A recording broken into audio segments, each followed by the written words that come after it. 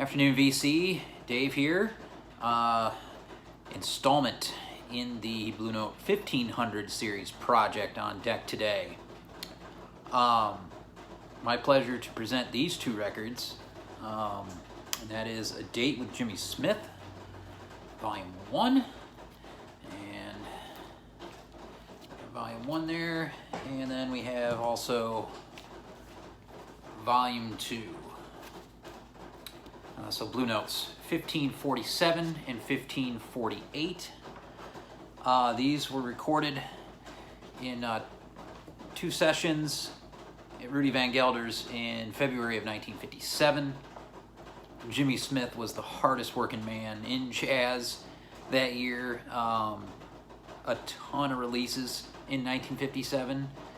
At the time, if you were a fan, it had to be hard to keep up. I mean, it had to be like the OCs or something is now, with 5 records every 3 months. But yeah, this is some good stuff. You've got a hell of a lineup that they brought in, and I can tell you, this is a great sounding recording from Rudy. I've had some that I've done maybe a few months ago in the 4000 series, where the recordings, some of the horns were up, like some Freddie Hubbard stuff. Freddie's way up front, and then the sax is way in the back. This recording, everyone gets equal billing, and it's a large lineup. It's of course Jimmy on the organ, Donald Byrd on trumpet, Lou Donaldson on alto, Hank Mobley on tenor, Eddie McFadden on guitar, and we'll get to Eddie McFadden. Art Blakey on drums is on most of this over the 2 volumes. Donald Bailey gets billing on 1 track on this volume, on volume 1. And yeah, so we'll start here. There's only 3 songs on each volume. The players really got liberty to stretch out on this record, and Jimmy tended to do that. I mean, he doesn't take a ton of solos on these early Blue Notes. But when he does, they're great. But he let his players shine through. So you got the first track on Volume 1's "Falling in Love with Love," and these are some standards here. So, Donald Byrd starts off with Lou Donaldson on that track, and then Mobley comes in, and then Blakey goes back and forth with all the horns here on this one. Really good. The second track and last track on side 1 here of this volume is "How High the Moon." It's an old 40s tune.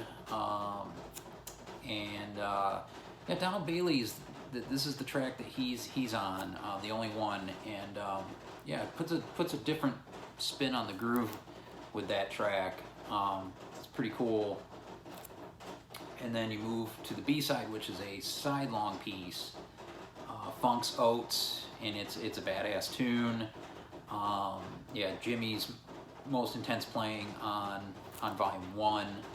And again, all the players are really getting to, the solos are fantastic from everyone, and clear, just a hell of a recording.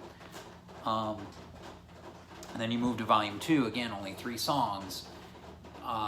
This is my favorite volume.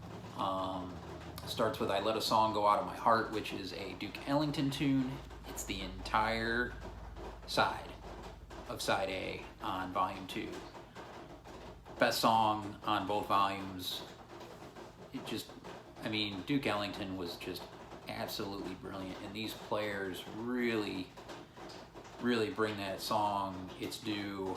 It's just a real subtle groove going on through the whole side from Art and Eddie McFadden, because there's no bass player. Eddie McFadden kind of has to be the bass sound here and there, and so does Jimmy. Like, Jimmy can bring the bass out of the Hammond to the occasion too.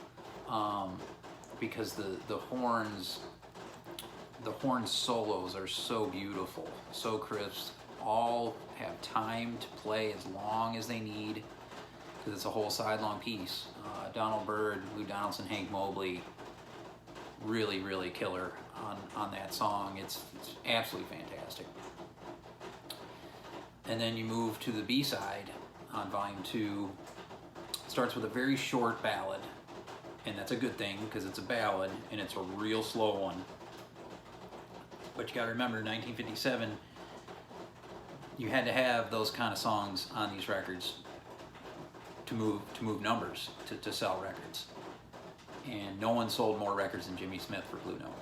I mean, the man, over the course of his career, I think there are 36 Blue Note titles out there, between some of the ones that later got released and everything. I mean, he's one of the most important musicians ever on the label. And but it's called "I'm Getting Sentimental Over You." Real short, just a basic ballad. But then you move on to the next track, "Groovy Date," and it is a swinging number. It is fantastic. A great way to end this record. Fantastic soloing from everyone. And Eddie McFadden. I am not a guitar guy much when it comes to jazz. He is an unheralded player. On "I Let a Song Go Out of My Heart," he's got an extended solo that's phenomenal. My favorite part of both volumes. It really is. It's freaking killer. And he also has a nice one on "Groovy Date" too, that kind of complements the one he did on "I Let a Song Go Out of My Heart." It's maybe some of his best playing I've ever heard are on these volumes. Phenomenal guitar. It just fits perfectly. And then at the end of "Groovy Date," Art Blakey is playing off each horn. They take turns.